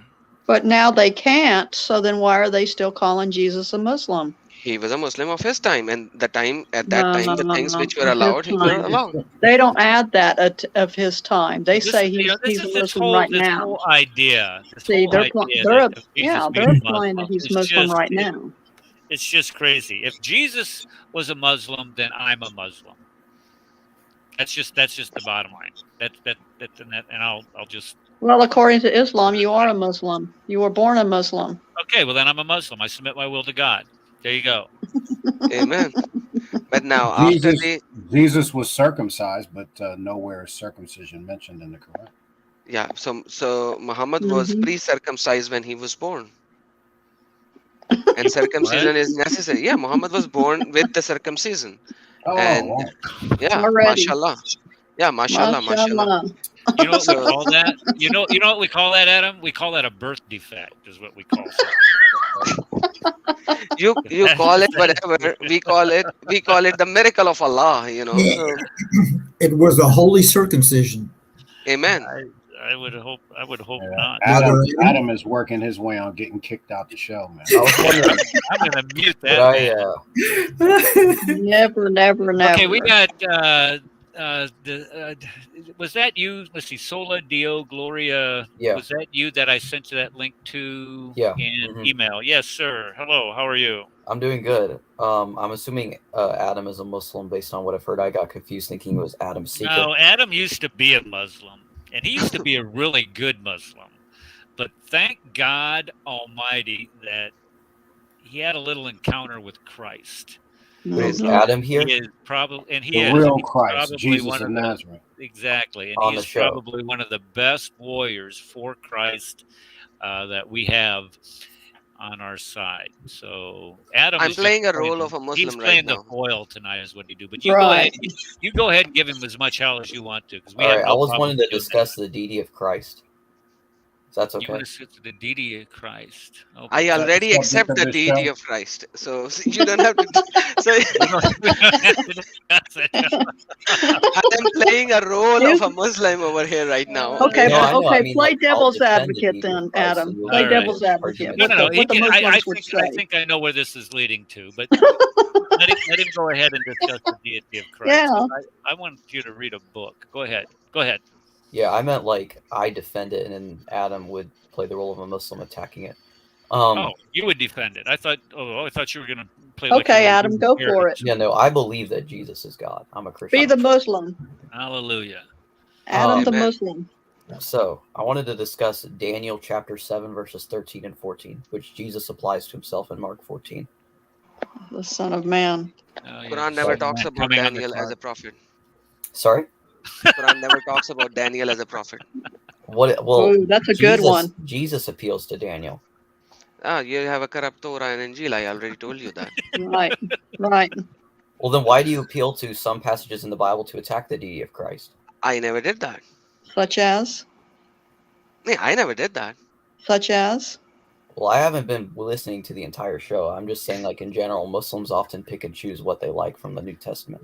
Yeah, I am When they mashallah. don't like it, it Quran. doesn't agree with their You're theology. absolutely They say, right. well, They do pick and choose what they want Mashallah. out of the Bible. Mashallah. There's a graphic. Let me see if I can find that graphic. Look, Adam. Mashed potatoes and gravy, people. But Adam, no, let's I just can't go answer to that. Daniel 7 verses 13 and 14, and I'm going to show you how it views the I Messiah, the already Son of know them Man. by heart. I don't need to go there. But I'm saying in Quran, Fine. Daniel is not even a prophet. But listen, I can answer you that because I'm going to be a revert here if Adam keeps talking about the wonders of Islam here. He's going to You're going to take your shahada. Mashed potatoes and gravy. Yeah, I'm going to take my shahada in a second here. But no. What the Muslims will always say is that yes, we can quote verses out of the Bible that agree with the Quran because those are not the corrupt verses. See, anything that disagrees with the Quran are clearly the corrupt verses that were corrupted by the enemies of Muhammad, the Jews. Or the false Christians. Yeah, but how do we know that? I mean, because that's Allah not a said good so. standard to judge based on whether or not it agrees with theology. No text. Because that's what Quran says. No text critic would use the Quran as their standard for. Exactly. That's what Quran says. That you have to judge all the scriptures from the eyes of the Quran, and Quran is the musnalif on it. So it is the criterion on it. Okay, so how do we know the Quran is true? It's a presupposition. It's circular. Clearly, Allah says it's true because in the it Quran. says so. Because it says so. Yeah, but it. Come on, mashallah. How do you know that he says it? We don't need to. Because the Quran says so. Yeah, but how do you know the Quran is true? Mashallah, you're all Muslims. I am so happy. Now you know it. Muhammad said so. How do you know Muhammad said so? Alhamdulillah. How do you know Muhammad said so? Because the Quran says because the Quran says Muhammad said so. It all says so. See, this is. How do we know Muhammad said it? How do we know Muhammad said it? Wait. How do we know Muhammad said it? Because we have this thing called the science of the hadith. Scholars the hadith say a lot of things about Muhammad that are disturbing to Islam. Like Sunan Abu Dawud 2150. Those are weak hadiths. Yeah, they're weak. They're da'if. They're da'if. It says it's Sahih on the Sunnah.com and well, you can't believe all scholars. Scholars make mistakes. Yeah, see? Well, I checked all the narrators in the Isnad chain on the Hadith database website, and Ibn Hajar says they're all reliable. You just don't know Arabic, man. You just don't know Arabic. I use the Arabic translator as well to translate back into English, and it says the same meaning. This and if you did know Arabic, you don't know the Qurayshi dialect. This coronavirus is spreading here. MashaAllah, MashaAllah. Yeah, I knew y'all were just playing Muslims the whole time. I know. I found it. We're not playing with you, dude. Sola de Gloria. Actually, we are telling you what they say. Sorry? Everything they say over and over again. They repeat, rinse, wash, and right. Repeat. And that's what we're doing with you. And the thing on the weak hadiths and all that stuff, they will seriously, and I have heard them do this many times, many of them do this. They will say a hadith is weak, it is da'if, even though it says it in our websites or whatever that we're getting this information, or maybe you have the books where it is sahih, right? Okay? But it doesn't really mean that. But it doesn't really mean sahih, because sahih doesn't mean sahih. But it gets worse than that. I have heard 3 Muslims, at least when I was on my Pal Talk days years ago, okay, where they would say the hadith I was quoting, they would, that's just weak, you don't read Arabic, blah blah blah, and then like the very next day or a week later, they are giving a Quranic and Sunnah lesson to the faithful, and they are quoting that very same hadith and saying it's sahih. You know what I mean? So it doesn't really matter to them. Truth does not matter. Their only truth. I'm going to put it to you this way. I was speaking to a guy on Pal Talk. He was a medical doctor, a medical student, and I knew nurses. And I knew nurses. Well, no, I knew nurses, that were on Pal Talk, and they're like, yeah, he seems to be very. Zachary Knight? No. This is somebody who's going to be a medical. Well, anyway, so but I asked him point blank. I asked him. Chris knows him. I asked him point blank. I said, dude, the Quran says that sperm comes between the ribs and the backbone. Yeah. You are a Western student of medicine, okay, studying at university in London, England, in the UK. Can you honestly tell me that sperm comes from between the ribs and backbone? You said the Quran says it, so it must be true. I have to believe it. It just means that Western science has not figured it out yet. How do you talk to someone like that? I'm sorry. It's just like, really? Okay. But that is their being. You can go to, there are videos of, not Shabir Ali, but the other guy, the one that put the holes in the Quran. What's his name? Yasser Qadi. Yeah, Yasser Qadi. Where he literally says, he said, the Quran is our standard. anything that is true is in the Quran. And then if it is not in the Quran, it does not mean it's not true. It just means you have to go to the scholars, like for instance, you were talking about fasting. Well, this actually came up because they put a Muslim astronaut in the space station, and it was during Ramadan. So, like, how the hell is this dude going to fast? Because he's going around the earth 17 times an hour or whatever. You know what I mean? It's not going to work. Well, then they went to the scholars. They actually had a big meeting in, like, Manila or wherever, somewhere. And they had this big meeting, all these scholars, and it came out, well, no, you just go by what the time is in Mecca. So we'll tell you, and you have to fast all that time. So it doesn't matter. They'll just come up with some excuse, some roundabout. But bottom line is this: Yasser Qadi said, "This is our truth. This is our fun. Anything theological that disagrees with this is wrong, and it must be rejected as false." Brother Eric, there's a Muslim in the chat. He wants to come up and have a talk. Yeah, Please, I'll give talk. him a Could I link. talk with him? Who is this? I don't know. Muslim. Yeah, it'll depend on who it is. If it's Ijaz Ahmed, I'm out. Oh, he won't come on. He won't come on. I don't want to get doxxed. I'll talk to him. No, nobody. Not okay. If you're going to talk to Ijaz, would never get on my show. That guy's a scumbag. I wanted to show you what this looks like when we look at how Muslims read the Bible. This is essentially how they do it. So if you ever want to get an idea or some type of graphic illustration of this is how they do it right there. Yeah, they ignore verse 26 and verse 21. It says they honor the son as brothers, the father. Because Quran says, "Tabarakallazi nazal al-furqan ala ibadihi." So Quran is the criterion.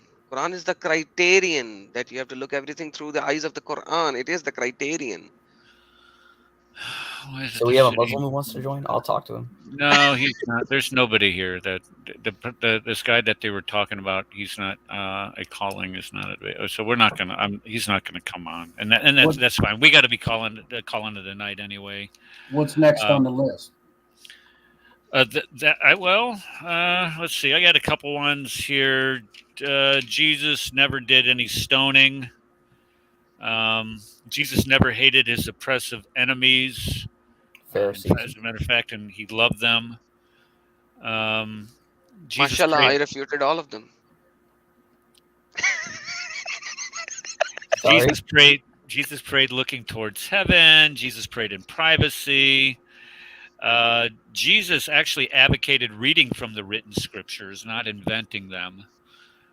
And Jesus instituted a new covenant. And Muslims don't follow the new covenant. Luke's Last Supper. There you go. Yeah, if you love me, keep my commandments. And they want to claim, oh, we love Jesus. Well, are you keeping his commandments? Are you loving your neighbor as you love yourself? Are you loving your enemies? If Muslims love Jesus, then they wouldn't be Muslims. Exactly. Mashallah, you are so right. Exactly. That's why I brought that verse up. I'm going to write that down. If Muslims, I'm going to remember that. That's very profound. Muslims love Jesus. Hey, Adam, I want to ask you something. Yes, brother. They would keep Jesus' commandments. Surah 73. Yes, brother. Surah 73. Surah 73. Let me see which Mashallah, the Jibreel made you forget the ayah. Ayah 20. It says, "Your Lord is well aware that you sometimes spend nearly 2/3 of the night at prayer.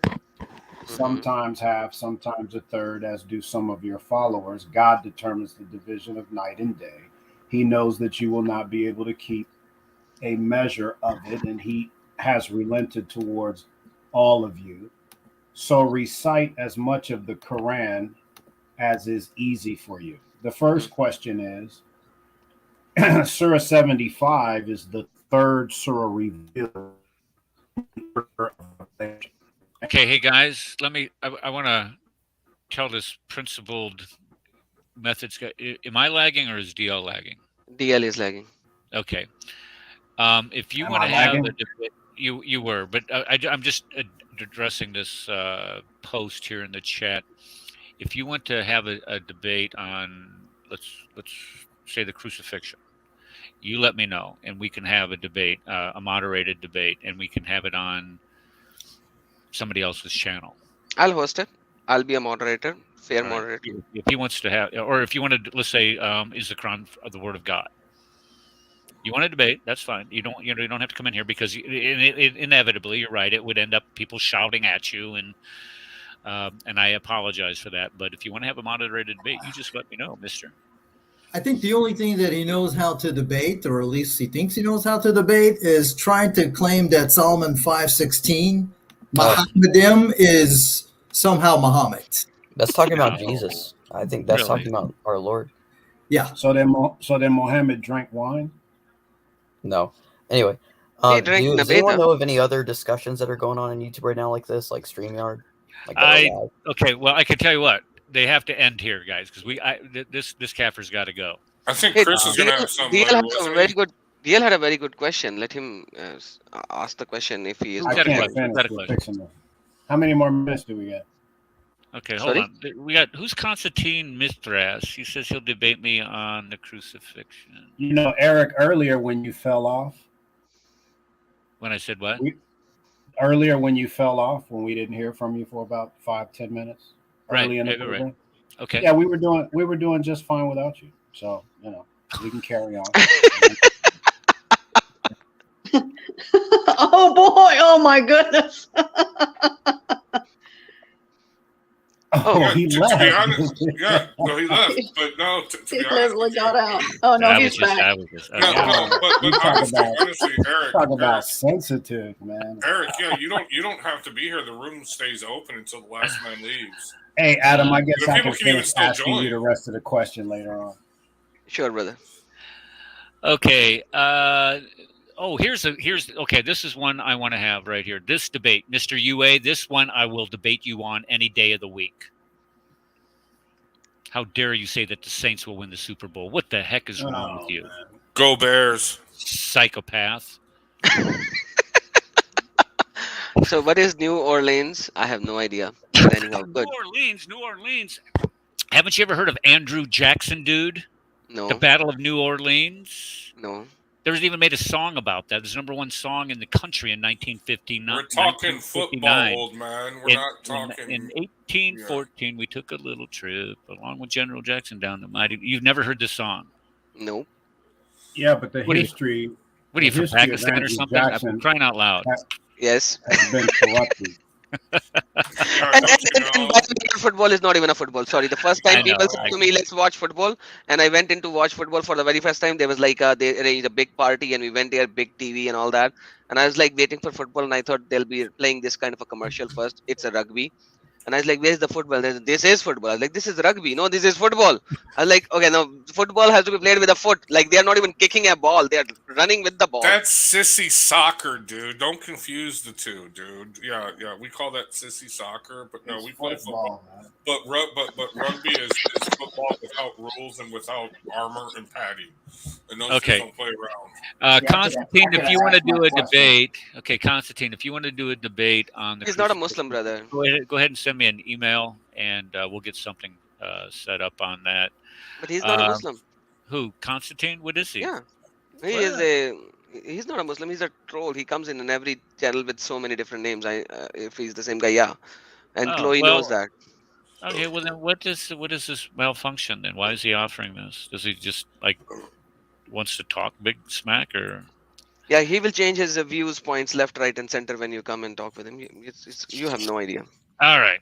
So let's go ahead and call it a night, folks. On Sunday, I haven't decided. Does anybody got a topic that you would want to bring up on Sunday? I've had a couple of them that were brought up here. Oh, here's one. Here, principal methods. I tell you what, you come back on Sunday, and we'll talk about whether or not we find Muhammad in the Bible or not. Would you guys want to do that one again? Or do we need to revisit that? I mean, I know we beat that horse. Yeah, that sounds good. Let's go beat that horse some more. All right, we're gonna beat that horse, and we'll definitely discuss Solomon. What is it? 5:16. Is that what it is? Is it 16? No, Solomon 5:16, where it talks about Muhammadin or whatever the heck it is. Is it phonic fallacy? Am I right on this? Can you guys hear me? Yeah, we can. Okay. Yeah, we'll do that. All right. So you mean Aladdin? No, not Aladdin. I'm not going to let Okay. Aladdin on this show. He's actually sent me a couple Skype messages. Watch this No, video. I He's gotten repeated this. bad. I Yeah. know the guy needs some help. He needs a friend. He needs a hug. So Well, I gave him. You know me. I've given him. You know, I've been kind to him and everything, and he claims he's known me for a whole year, and it's only been like, well, at that time it was only like 4 months. okay. Well, You know, so, I couldn't maybe grab him, and you know me. maybe I- I'm the little lover here. yeah, I'll send him a virtual hug to make him feel good about it. Thank you guys for hosting me. It All right. was a very long Yeah. time that I acted as a Muslim. It's been very long, so And thank you're you so very really much. good at it too. I don't get too much practice at it, but I tell you what, you are good at it, Adam. And everybody listening in YouTube land and in Facebook land, and wherever else we're streaming. By the way, I think we can stream to Rumble now, and Twitter you already mentioned. But don't forget to like, share, hit the notification button, and subscribe. And tell all your friends this is the place to be on Tuesdays at 5 p.m. Central Time and at 2 p.m. Central Time on Sundays. Okay, do not forget to do that because it's very important that you do that. If you don't, the angels will curse you just like they curse the wife of a Muslim who doesn't have sex with them. Just saying. Okay, just let you know that will happen. It's real. This is a non-Sharia compliant show, Brad. Let's hold it together. Okay. Well, it's a non-compliant Sharia show. Sorry, I got the mic up here. All right, guys, I appreciate all of you, everybody that was in chat tonight, even the guys that were flipping us a bunch of crap. We enjoy you coming. We love the back and forth. As long as we're respectful and doing it. And everybody that was in the chat or in the studio tonight, thank you so much for coming. I really do appreciate it. It's always a lot of fun. God bless y'all, and we'll see you Sunday on the Crossing the Crescent discussion group.